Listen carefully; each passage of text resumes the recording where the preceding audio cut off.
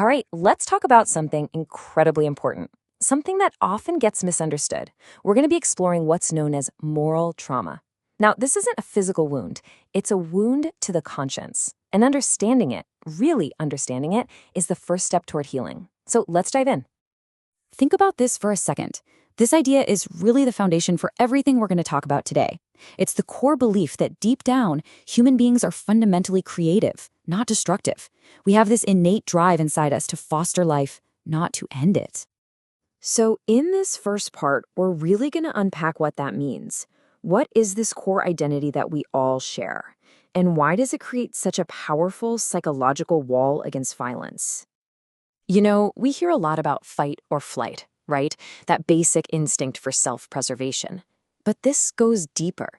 It's not just about saving our own skin, it's a drive to preserve life itself. It suggests we are fundamentally wired to be builders, gardeners, connectors. That's our natural state. And because that's our wiring, the idea of killing becomes this profound taboo.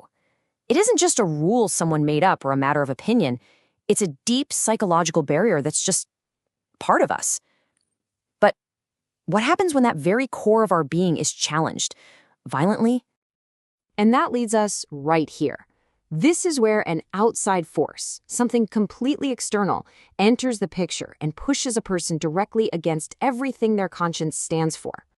This is where things start to break. Just imagine a force, maybe an order or a draft, that doesn't ask for your permission. It doesn't care about your moral compass or what you believe is right.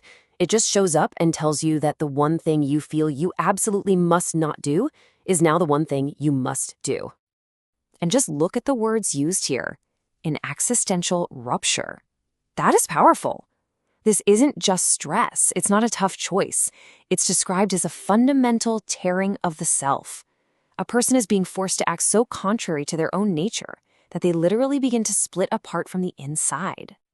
This rupture, it leads to a truly impossible dilemma, a conflict that has no good outcome, and it threatens to tear a person's soul in two.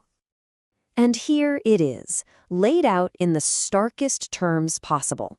It's a conflict you can't solve. To physically survive, you're told you have to kill. But to survive as yourself, to remain who you are, you have to refuse. Either path leads to a kind of death. One is physical, the other is spiritual. There's no right answer. The result of that internal war is this profound sense of alienation. The things your body is forced to do are so utterly disconnected from your conscience that you don't even recognize yourself anymore. It's like your own body has become a vehicle driven by